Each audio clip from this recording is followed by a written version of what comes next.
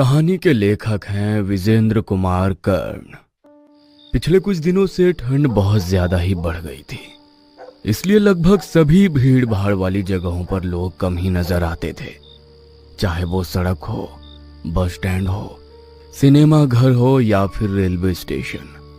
रात के 11:30 बज रहे थे। आलोक स्टेशन पर अपनी ट्रेन के आने का इंतजार कर रहा था। उसका मूड बहुत ही खराब था क्योंकि ट्रेन को 7:30 बजे ही आना था, लेकिन 11:30 बजे तक भी ट्रेन का कोई अता पता नहीं था। वह कई बार पूछताछ केंद्र पर भी पता करने गया, लेकिन हर बार वहां बैठे रेलवे के स्टाफ ने बोला कि धुंध के कारण अभी तक कोई सूचना नहीं मिली है। एक बार तो उस रेलवे के स्टाफ ने आलोक को डांट भी दिया और कहा, अरे भाई साहब, कितनी बार एक ही सवाल पूछ रहे हो आप? देखिए, ट्रेन आने की सूचना हमें मिलेगी तो अनाउंसमेंट हो जाएगा ना। आप बार बार यहाँ आकर हमें परेशान मत करिए। बहुत ही छोटा स्टेशन था वो, इसलिए ना तो कोई अच्छा सा वेटिंग रूम था वहां और ना ही बड़ी दुकानें। हर और खामोशी ही खामोशी नजर आ रही थी। बस कुछ कुत्ते दिखाई दे रहे थे। उन पर भी शायद इस कड़कड़ाती ठंड का असर हो गया था, इसलिए वे भी चुपचाप खुद को समेटे हुए पड़े थे। आलोक कभी उन कुत्तों को देखता, कभी खुद को। इस समय उसे अपनी हालत भी कुत्तों की तरह ही लग रही थी, लेकिन अचानक उस खामोशी को कुत्तों के भौंकने की आवाज ने तोड़ा। वे कुत्ते लगातार भौंक भी रहे थे और रो भी रहे थे। आलोक को समझ नहीं आ रहा था कि आखिर ये कुत्ते अचानक से इस तरह क्यों भौंकने लगे। वो इस प्रश्न का उत्तर ढूंढने की कोशिश कर रहा था। तभी उसके कानों में रेलवे के अनाउंसमेंट की आवाज आई कि उसकी ट्रेन 2 नंबर प्लेटफॉर्म पर आने वाली है। आलोक उसी प्लेटफॉर्म पर खड़ा था, इसलिए उसे ज्यादा टेंशन नहीं हुई। अचानक आलोक की नजर ट्रेन की पटरी पर गई और उसने वहां जो देखा, उसे देखकर उसका दिमाग हिल गया। उसने देखा कि ट्रेन की पटरी के बीचों बीच कुछ लोग खड़े हैं। उन सबके हाथों में धारदार हथियार थे। यही नहीं, उनमें से 2 लोगों के हाथ में तो कटे हुए सिर भी थे। एक आदमी के हाथ में लड़की का कटा सिर और दूसरे आदमी के हाथ में एक लड़के का कटा हुआ सिर। उन कटे सिर से लगातार खून टपक रहा था। वो सारे लोग आलोक को घोर घोर कर देख रहे थे। उन्हें देखकर आलोक के मुंह से चीख निकल गई और वो वहां से भागा। भागते भागते वो पूछताछ केंद्र पर पहुंचा और हाँफते हुए उसने पूछताछ केंद्र में बैठे स्टाफ से कहा, सर, वो पटरी पर कई भयानक लोग खड़े हैं। उनके हाथ में कटे हुए सिर हैं। आप रेलवे पुलिस को इन्फॉर्म करिए। उसकी बातों को सुनकर पूछताछ केंद्र वाले स्टाफ ने उसे घूर कर देखा और लगभग चिल्लाते हुए उससे बोला, क्या प्रॉब्लम है जी आपकी? क्यों आप बार बार हमें डिस्टर्ब कर रहे हैं? ये क्या कटा हुआ सिर जैसी फालतू कहानी बना रहे हो? मैंने बोला ना कि ट्रेन की सूचना मिलेगी तो अनाउंसमेंट कर दूंगा। पर सर, अभी तो आपने अनाउंसमेंट की ना। भांग खाए हो क्या भाई, या गांजा फूका है? ट्रेन आने की सूचना होगी तभी तो अनाउंसमेंट होगी। अभी ट्रेन की कोई खबर नहीं है तो फिर कहां से तुमने अनाउंसमेंट सुन ली? चलो जाओ यहाँ से, मेरा दिमाग मत चाटो। आलोक को कुछ भी समझ नहीं आ रहा था कि आखिर उसने ट्रेन की अनाउंसमेंट कैसे सुन ली और उसने ट्रेन की पटरी पर किसे देखा। उसका दिल जोर जोर से धड़क रहा था। उसे बहुत ही डर लग रहा था। वो किसी तरह अपने डर पर काबू करके पूछताछ केंद्र से थोड़ी दूर पर लगी एक बड़ी सी टेबल पर बैठ गया। उसकी आंखों के आगे अभी भी वो दोनों चेहरे बार बार घूम रहे थे। वो चाह रहा था कि उन चेहरों से वो अपना पीछा छुड़ाए, लेकिन ये संभव नहीं हो पा रहा था। घड़ी की सुई धीरे धीरे कर आगे बढ़ रही थी। आलोक की आंखें अब बेझिल हो रही थी, इसलिए वो उस टेबल पर आंखें बंद कर लेट गया। उसे लेटे हुए 10 ही मिनट हुए थे कि उसकी ट्रेन के आने की अनाउंसमेंट हुई। वो गहरी नींद में आ गया था, लेकिन अनाउंसमेंट की आवाज से उसकी नींद खुल गई। वो हड़बड़ाकर उठ बैठा। ट्रेन के आने की सूचना प्लेटफॉर्म नंबर 2 पर ही हुई थी। वो धीरे धीरे कर प्लेटफॉर्म की ओर बढ़ चला। कुछ ही देर में ट्रेन आ गई। उसका रिजर्वेशन A1 बोगी में था। वो अपनी कोच में चढ़ गया। वो अपनी सीट पर जाकर बैठ गया। 1 मिनट बाद ट्रेन ने गति पकड़ ली और फुल स्पीड से मंजिल की ओर बढ़ने लगी। आलोक ने देखा कि उसके आसपास के सारे मुसाफिर गहरी नींद में कंबल और चादर ओढ़े हुए सोए हैं। आलोक ने भी अपनी सीट पर रखे पैकेट से चादर और कंबल निकाली और सोने की तैयारी करने लगा। आलोक सीट पर लेट गया और अपनी आंखें बंद कर ली, लेकिन अभी भी पता नहीं क्यों उसकी आंखों के आगे वही भयानक दृश्य घूम रहा था। वो उसे सोचते सोचते सोने की कोशिश करने लगा, लेकिन कुछ देर बाद ही कुछ लोगों के चिल्लाहट से उसकी नींद खुल गई। उसने देखा कि कुछ हथियारबंद लोग उसकी बोगी में चढ़े हुए हैं और सभी लोगों को जगाकर एक ही बात पूछ रहे हैं। यहाँ पर एक लड़का और एक लड़की को देखा है क्या आपने? दोनों के दोनों जवान हैं, लगभग 18-19 साल के। लेकिन सभी लोगों ने ना में अपना सिर हिलाया। आलोक को उन लोगों पर बहुत गुस्सा आ रहा था और वो मन ही मन सोच रहा था कि ये क्या तरीका हुआ सबको जगाने का और इस तरह सवाल पूछने का।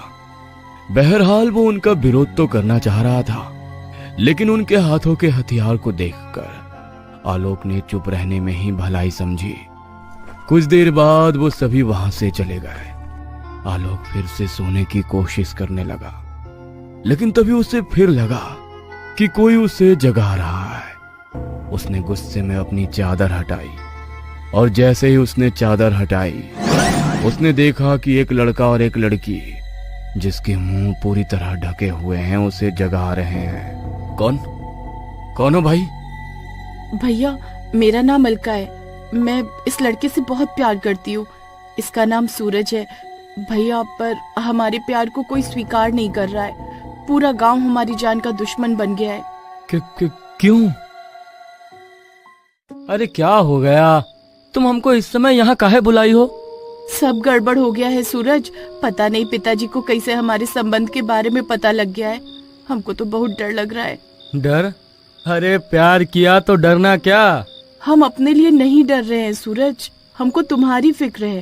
अरे जब तक मेरे हाथ में तुम्हारा हाथ है, हमको कुछ भी नहीं हो सकता है। हम हर दीवार गिरा देंगे, जात की, पात की, सब दीवार। बस तुम हमारा हाथ कभी मत छोड़ना। भैया, मैं नीची जात का हूँ और अलका बहुत ही ऊंची जात की है। ये बात गांव वालों को पच नहीं रही है। भैया, हम दोनों ने छिपकर शादी भी कर ली है, पर पता नहीं गांव वालों को ये सब कुछ कैसे पता लग गया। अच्छा, तो कुछ देर पहले हाथों में हथियार लेकर जो लोग आए थे वो तुम लोगों के गांव के थे? हाँ भैया। देखो भाई, आजकल दुनिया बहुत एडवांस हो गई है। तुम लोगों को एक साथ रहने से कोई नहीं रोक सकता। तुम लोग पुलिस की मदद क्यों नहीं लेते? पुलिस? क्या भैया, यहाँ पर पुलिस, कानून, अदालत सब कुछ अलका के पिता और उनका परिवार है। हमारी मदद कोई नहीं कर सकता। ऐसे कैसे नहीं कर सकता? मैं करूंगा तुम्हारी मदद। बताओ मुझे क्या करना होगा। उसके बाद अलका ने आलोक से बोला कि मेरे गांव के कई लोग हमें मारने के लिए ढूंढ रहे हैं। आप किसी तरह हमको उनसे बचा लीजिए। आलोक उनकी बातों को गौर से सुन रहा था और सोच रहा था कि कैसे उनकी मदद की जाए। तभी एक बार फिर से वही लोग वहां आ पहुंचे और उन्होंने उस लड़की और लड़के को देखा। वे तुरंत ही उन्हें पहचान गए। उस भीड़ में अलका के पिता भी थे। गांव वालों, ये देखो, ये दोनों पापी यहाँ है। यहाँ इस आदमी से ये मदद मांग रहे हैं। देर मत करो, मार दो इन्हें। छोटी जात वाले बड़ी जात के पैरों की जूती होते हैं। उनसे शादी नहीं की जाती, उन्हें कुत्ता बनाकर रखा जाता है। इस लड़के ने हमारी बेटी को अपवित्र कर दिया है। इन दोनों को मार दो। अलका के पिता के ऐसा कहने पर सभी लोगों का गुस्सा भड़क उठा। सभी ने उनके गले पर हथियार टिका दिए। आलोक ने जब ये देखा, अरे अरे, ये क्या कर रहे हैं आप लोग? पागल हो गए हैं क्या? मैं अभी पुलिस को बुलाता हूँ। आलोक की इस बात पर सभी लोग जोर जोर से हंसने लगे।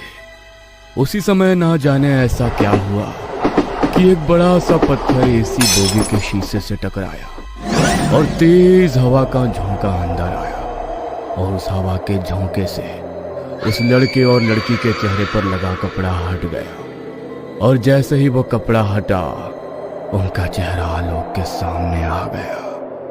आलोक ने जैसे ही उस चेहरे को देखा तो उसकी चीख निकल पड़ी, क्योंकि ये वही चेहरे थे जिनका कटा सिर उसने स्टेशन पर देखा था। आलोक का सिर पूरी तरह घूमने लगा।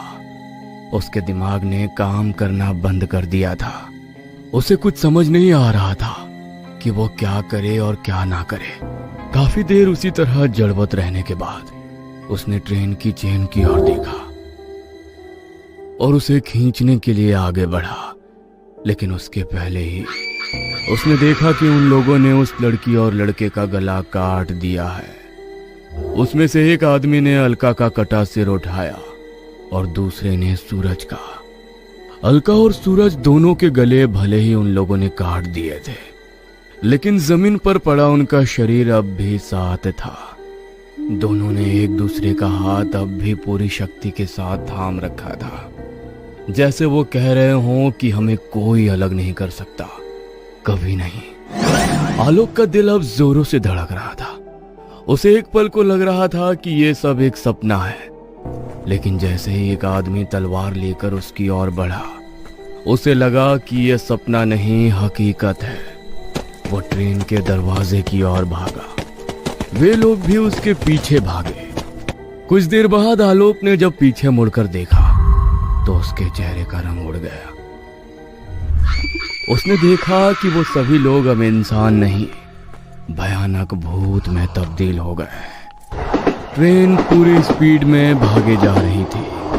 उसे लग रहा था कि उसकी मौत अब करीब है। आलोक ने फिर एक बड़ा निर्णय लिया और चलती ट्रेन से कूद गया।